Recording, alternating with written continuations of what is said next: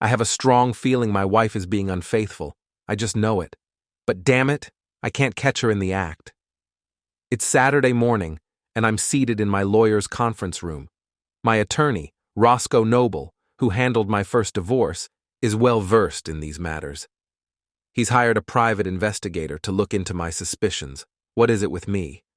My first wife started cheating on me almost before the sheets from her bridal shower lost their crispness. Now my current wife is doing the same. I must have, "Please make me a fool," written across my forehead. Roscoe and the private investigator entered the room. The investigator shook my hand and introduced himself as Tom Pickens. He was a slightly overweight, short man dressed in khakis and an unremarkable polo shirt. He wouldn't stand out in a crowd, a good trait for someone in his line of work. We all took our seats. Roscoe said, "All right, Tom, tell us what you've discovered." Tom cleared his throat. "Yes, sir, Mr. Noble. I began working on this case Monday morning right after our meeting. I went straight to the college and saw Mrs. Ann Power's car in her assigned parking spot. I passed by her office and observed her inside." I interrupted, "Tom, you can just give us an overview and include the details in your report." Tom replied, "Oh, certainly, Mr. Powers." Tom took a moment to collect his thoughts before proceeding. "I've monitored Mrs. Powers all this week up until last night. She departs home between 8 a.m. and 8:15 a.m., heads straight to the college, and returns between 4 p.m. and 5:30 p.m. Her daily routine appears quite normal: meetings with students, faculty gatherings, office duties, library visits, and so forth. She usually visits the gym around 11 o'clock and eats a packed lunch at her desk afterward. There's just one activity that's out of the ordinary. On Monday, Wednesday, and Friday, Mrs. Powers left the college between 1 p.m. and 1:10 p.m., walked downtown, and entered Henri's Continental Restaurant and Gourmet Cooking Emporium. She departed from there between 3:45 and 4:10. Roscoe asked, "Was she meeting someone for lunch? Could you tell who it was?" I chimed in, "No, Henri's only serves dinner from Tuesday to Saturday. It's one of our favorite restaurants and is quite popular with the academic community. The owner is Henri Manigault, an emerging chef and restaurateur." Roscoe questioned, "Is there anything going on between Anne and Henri? Any signs of attraction, secret kisses, long embraces, that sort of thing?" "Come on, Roscoe. This is the South. Women here hug and kiss everyone as if a 5-second acquaintance were a long-lost relative or boyfriend. We all know each other, and to my knowledge, there's nothing unusual between them. But then again, I'm just the husband, so I'd be the last to find out," I grumbled. I shrugged and said, "Henri is a handsome, outgoing guy. He flirts with all the women, including Anne, and they all adore him. So who knows?" "All right. Is there any reasonably innocent explanation for why Anne would spend 3 hours at a closed restaurant 3 times this week?" Roscoe asked. Tom chimed in, "Well, the restaurant includes a gourmet cooking shop that's open during normal business hours and offers cooking classes every other Saturday. However, no classes were held when Mrs. Powers was there. I can't imagine Mrs. Powers keeping herself entertained for 3 hours in that little shop." I added dryly, "Trust me, Anne didn't. She'd be baffled by a gourmet cooking shop, definitely uncharted territory for her." Tom continued, "I made several passes through the shop but saw no sign of Mrs. Powers in the public areas. I was starting to draw attention, so I stopped going in. On Wednesday, I had my wife go in a few times. She didn't see Mrs. Powers either. I charge my regular rates for my wife's time as well." Roscoe said, "That's fair, Tom, no problem. What else do you have?" Tom sighed. "Not much. This is a tough case. Mrs. Powers must be the most skillful, unfaithful wife I've ever encountered. Oh, sorry, Mr. Powers." I just waved for him to continue. Tom continued, "My wife is the one who handles the online digging and keeps up with the gossip mill. She couldn't uncover any real dirt on either of them. Henri is single and has dated some women, but there's nothing scandalous in his past. No current girlfriend, though. We couldn't find any history of him being involved with married women. A few years back, he tried an online dating service, but that's pretty common among singles. As for Mrs. Powers, her digital footprint is spotless. We checked her financial records. No new credit cards, no personal loans, no issues reported to credit agencies. The only thing on public record is a speeding ticket she got 4 years ago. Overall, they're both clean and respectable individuals. Roscoe glanced over at me. I said, "I did the homework you asked for." I went through 3 months of her credit card statements and phone records. There's nothing I can't account for. I checked her cell phone while she was napping. No strange texts, no unusual calls to unknown numbers. There's nothing suspicious on the home computer or in her personal or university email accounts. I have all her passwords. She often forgets them and asks me to remind her. She's a history major, not exactly tech-savvy. There's nothing out of the ordinary. Roscoe sat with his lips pressed together. Finally, he said to me, "Jim, I'd like to think you're just being paranoid, which is understandable after your experience with that first wife who was after your money. But this situation with Anne at the restaurant is highly suspicious. I really like Anne. You two are the perfect couple." I sighed. I guess things aren't always what they seem. It doesn't make sense. Who would have an affair for several hours in a closed restaurant? Seriously, they'd get a hotel room. It would be much more comfortable. Or go to his place. He's single. This whole restaurant scenario just doesn't add up. Roscoe abruptly began rifling through a bulging accordion folder filled with papers. After a minute, he exclaimed, "Aha, I think I've found something. When Tom checked in with me, he mentioned the Wednesday night visits to Henri's restaurant. I asked a paralegal to dig up any records she could find on Henri at the courthouse and city archives. Here is Henri's building permit application from 5 years ago, which includes the floor plans for his renovation of the old Johnson General Store into what is now his restaurant." He spread out the 2 pages displaying the floor plans so Tom and I could examine them. "Take a look," he continued. "The first floor includes a cooking shop, restaurant and bar area, restrooms, kitchen, and storage. On the second floor, there's a spacious classroom, restrooms, more storage, and back here is a section labeled studio apartment complete with its own bathroom and shower." We all studied the plans in silence as the significance of the studio apartment became apparent. I broke the silence, saying, "Well, it's not uncommon for chefs to work late hours. Having a place to rest at the restaurant makes sense, but it's certainly a convenient little hideaway within walking distance of my wife's office."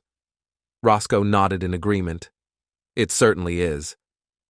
After a moment's pause, he went on, "Jim, I'm afraid Anne is deceiving you and secretly seeing Henri.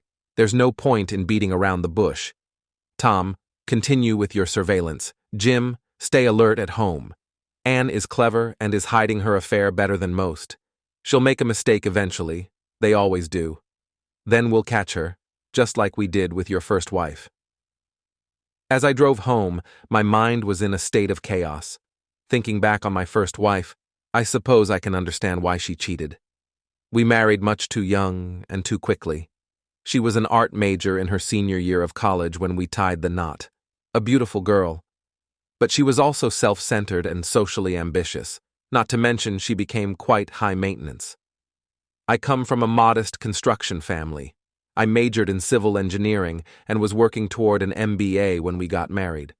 My dad was drafted for the Korean War, served as an Army engineer, returned, and attended Clemson on the GY Bill. He scraped together enough money to buy a concrete plant and made a small fortune during the post-war boom. Now I realize my first wife saw me as a financial opportunity rather than a lifelong partner. She gained more from divorcing me than she ever would with her bachelor's degree in art. A few years ago, Dad had a stroke, and I ended up running the concrete company. I introduced modern engineering and business practices to an already successful operation. We expanded, and now we're practically rolling in wealth. My sister went to law school, and with all the construction litigation, which we inevitably got involved in, she has become quite the wealthy construction law expert herself. My first wife must be kicking herself for not being more discreet in her affairs until she could have reaped a larger financial reward from our marriage. But my current wife, Anne, I just can't believe she's unfaithful too. We've been married a little over 2 years now. She's 8 years younger than me, but she's an intelligent, mature woman with a good head on her shoulders. She has a PhD in history and has been an assistant professor at the local college for 4 years. We met at the Methodist Singles Sunday school class soon after she moved to town. After a year of dating, we got engaged and married 6 months later. We took our time to really get to know each other, meeting each other's friends and families. We did it right. Honestly, I think my family likes her more than they like me. Anne is my best friend, our relationship is great, and I help out around the house. I actually handle all the cooking because, bless her heart, Anne isn't the best cook. She dedicated her time to becoming an academic inspiration rather than a domestic expert. In January, Anne finished her book on the colonial Yamasee Indian War. We all expected it to be just another dull read from an academic history professor. I read it as a supportive husband and was shocked. Anne has a talent for narrating history like a novel, bringing that long-ago tragedy to life. I read the entire book in one Saturday. She's really good. Both the professional and popular press appreciated the book. Anne has been interviewed by NPR and several local TV stations. She's even been nominated for some book awards and is doing numerous book signings and talks. Anne is thrilled with the success of her book, and she earned it through hard work. She jokes that when all the royalties are added up, she'll have made less than half the legal minimum wage. Nevertheless, the book and its positive reception will be a major factor in her promotion to associate professor, probably next year or soon after. But having been hurt before, I'm cautious now. Anne is displaying the typical signs of a wife who might be cheating. During the intense period of writing her book, she gained some extra weight, not that I was foolish enough to point it out. The book was released in January, and by February, she started hitting the gym. Now, in July, she's in the best shape I've ever seen her. She's looking incredibly attractive. She spent her initial royalty checks on some striking intimacy outfits and lingerie. She laughed and said she was treating herself. This is unusual for her, as she's normally a frugal, old-fashioned Methodist. She teased me, asking if I didn't enjoy seeing her in her new things. I did, absolutely. But I can't help but wonder who else is admiring my wife in that alluring lingerie. She's also been very affectionate lately. Is that just relief from the stress of writing her book, or is it a sign of a guilty conscience? Anne isn't teaching this summer, but still goes to her office every day. She tells me she's working on initial ideas for a second book. She also has 3 graduate students working on theses and dissertations, so she needs to meet with them several times a week. But her obligations are fairly light during the summer. 2 weeks ago, we completed a major state paving project ahead of schedule, giving me an unexpected afternoon off, a rarity during construction season. I decided to swing by the university to see if I could entice Anne to come home for some afternoon bedroom aerobics, an offer she'd usually jump at without hesitation. She wasn't in her office, so I peeked into the main office of the history department to see if she might be there. 2 college girls were at the front desk, copying and assembling a massive stack of paperwork for some professor. I asked, "Hi, I'm looking for my wife, Professor Powers. Have you seen her around this afternoon?" The 2 girls exchanged glances, trying to suppress their smiles. The blonde replied, Yes. She was here a while ago. Said she was heading to the library."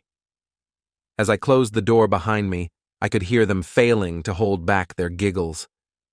Damn, even the students know she's cheating on me. I took a walk through the library and sure enough, no Anne. That evening, as I poured us each a glass of Shiraz for happy hour, I casually mentioned, "We finished early today, so I stopped by to see you this afternoon, but you weren't there. The girls in the front office said you'd just left for the library." I watched Anne closely as I spoke. I saw her momentarily tense up, a slight blush rising in her cheeks and along her neck. She glanced away as I handed her the glass of wine. "Oh, I'm sorry I missed you." Yeah. I've been trying to spend several hours in the library each day doing research for my new book." I didn't let on that I'd caught her in a blatant lie. I'm being played for a fool. 2 years into marriage is prime time for a young wife to get bored and start looking, and perhaps doing more, outside the confines of marriage. Is she cheating? Or am I just being paranoid? I know the answer. I arrived home, and the rest of Saturday passed quietly. I did some yard work. Anne was speaking at a bookstore over in Augusta, or at least that's what she told me. She might very well be having a passionate rendezvous with her lover right now. When Anne returned home at 6, we went to a friend's place for an enjoyable evening and dinner. Everything appears fine, but my stomach churns every time I look at my unfaithful wife. We woke up early Sunday morning and made it to the first church service. We skipped Sunday school, and I cooked omelets for a late brunch. We enjoyed them while we browsed the newspaper together. Just as we finished our coffee and the paper, Anne hit me with an unexpected announcement. She gave me a mischievous smile, which used to signal some crazy, fun idea, often something romantic. Now, I just wonder who she's thinking about. "Sweetheart, I'd like the house to myself from 1 to 6 today. Why don't you go play golf? You haven't had the chance in ages. Then be home right at 6 o'clock. I have a surprise for you." I stammered in utter confusion. "What? Anne, why?" She laughed cheerfully. "Well, silly, if I told you it wouldn't be a surprise, would it? Now grab your clubs and golf shoes and go have some well-deserved fun." Not in the mood to argue, I grabbed my golf gear and headed out. On my way to the country club, I called Tom and asked the private investigator to watch the house until I got back. I joined 3 other guys at the club, and we played a round of golf. My lack of practice and distracted mind showed, and as the loser, I bought a round of drinks when we finished. It turned out to be a pleasant and relaxing afternoon that lifted my sour mood. As I was getting ready to head home, I texted Tom, who was watching my house, and Anne. "Anything?" Tom's reply came immediately. "Nothing. Quiet as a graveyard. Mrs. P went out to the trash can once. That's it." What's going on? Did she notice the surveillance? Is she really so bold as to send me off to play golf while she meets her lover right under our noses? Our house backs onto a wooded area, and her lover could easily slip in the back unnoticed by Tom. She's a very clever woman, and evidently as cunning as they come. Am I coming home to find Henri moved in? Am I being kicked out? Or has my marriage suddenly become one of those modern open relationships? Who knows what that woman is capable of? I arrived home at 6 as instructed. As I stepped through the front door, Anne greeted me, handing me a glass of scotch while rattling off in rapid succession. "You're right on time. Excellent. I saw you pull in. Here's a drink. Come, have a seat at the table. I have a surprise for you." Anne was brimming with excitement and energy. I had no idea what she was planning, and the whole situation amused me. It felt just like the early days after we got married. She guided me swiftly to my seat at the table. It was set with our finest silverware and china, with red wine already poured into our crystal glasses. Lit candles added a festive atmosphere to the room. At least there wasn't a third-place setting. "Stay here and enjoy your scotch," Anne said as she hurried back into the kitchen. I couldn't imagine what my spirited wife was up to. 5 minutes later, she returned carrying covered dishes that filled the room with a delectable aroma. Despite my doubts about Anne's culinary skills, I couldn't help but laugh. "What in the world are you doing?" I asked as she quickly placed the dishes before us. Anne lifted the lid from my plate, struck a pose, and declared, "Voilà, bœuf bourguignon," pronouncing it with impeccable French accent. "Julia Child says it's the most delicious beef dish ever created by man." "You cooked this?" "No way," I said, laughing. Anne couldn't cook a hot dog, let alone French haute cuisine. I most certainly did, she replied with a mock pout. Henri Manigault has been giving me cooking lessons this summer. What? I exclaimed, utterly astonished. As Anne distributed the rest of the food, she chatted cheerfully. Henri's niece, Jeanne, was working on a master's thesis with us, and her advisor had to take an unexpected leave for chemotherapy. I stepped in at the last minute to help her out. Anne paused briefly. She's such a wonderful girl. Anyway, we had to scramble, but we got everything completed, and she graduated right on schedule last May. Henri approached me at the graduation to thank me for assisting his niece. He mentioned he overheard you all teasing me at the restaurant about not being able to cook. He offered to give me cooking lessons as a thank you for helping Jean. Anne shrugged and continued. Things have been slow at school since graduation, so I've been going to his restaurant a few afternoons a week for cooking lessons. It was a bit intimidating at first, but it's really a lot of fun. This dinner is my debut into the culinary world. I have to call Henri later and tell him how it went. Well, how about that? I truly have the wife I always hoped for. Plus, now she can cook.